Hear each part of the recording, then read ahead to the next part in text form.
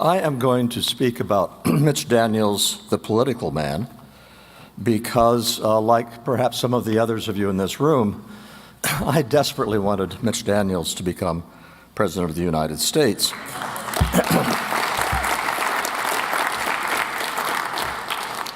I'm sure that those of you who agree with me appreciate Mitch as much as I do, but I think I'm probably the only one who has not only said in writing that he should be president, but that he would have been the greatest president since George Washington. Now, that's hyperbole. I understand that. And it wasn't for the New York Times, okay? It was actually an interview by a guy who runs a poker website. But I said it. I'm in print. I meant it. Why would I say such a thing? Well, had he gotten elected, I could have pointed out that alone, among all the presidents since George Washington, he is the only one who rides a motorcycle.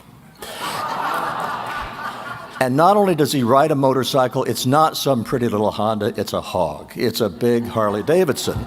And he rode this not just in his wild youth, but also he rode it while he was governor of the state of Indiana. And he not only rode that motorcycle over all the back roads in Indiana, but he also stayed with the people that he met during those journeys. So when a bill hit his desk with a new great idea or a regulation, he did not have to get hold of the specialists at the American Enterprise Institute to find out how that bill or that regulation would affect the life of a teacher or a farmer or a small business owner or a factory worker. He already knew.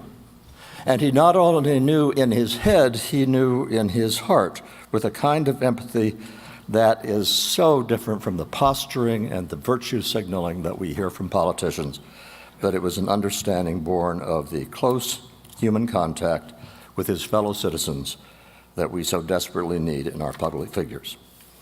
Next, Mitch Daniels teaches by example what traditional American egalitarianism is all about: heartfelt affection and respect for our fellow citizens. Mitch truly doesn't believe that being a college president carries more dignity than being an insurance agent. He doesn't believe that being an attorney is more fulfilling than being a carpenter. And he also understands that a lot of carpenters are a lot more fun to hang out with than a lot of attorneys are. I also like to think that Mitch, like me, is a curmudgeon. Now, I know he's such a nice guy, but deep down inside, there's a closeted curmudgeon.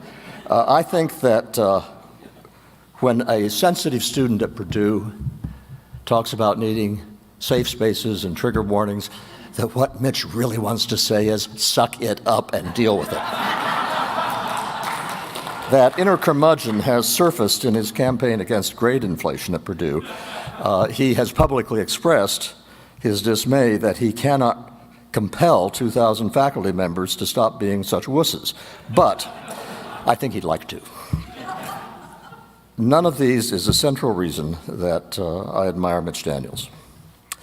The eminent 20th century historian Richard Hofstadter once said that it has been America's fate not to have ideologies, but to be one. Mitch Daniels does have an ideology. I think the right label for it is not liberal or conservative, but Madisonian. Not excluding an important role for government, but framing that role in the context of the bedrock principle of the founders that people should be free to live their lives as they see fit, as individuals, as families, and as communities, as long as they accord the same freedom to everyone else, with government guaranteeing a peaceful setting for their endeavors and otherwise standing aside as much as possible. We have had huge debates about the meaning of that phrase, standing aside as much as possible, but it was within the context of that bedrock principle of freedom to live our lives as we see fit. And the corollary to that ideology, which is that a free citizen bears a moral imperative to honor that freedom by spontaneously contributing to the common good. It is not a way of thinking that is in vogue these days on either the left or the right, but not that long ago it was shared by all Americans.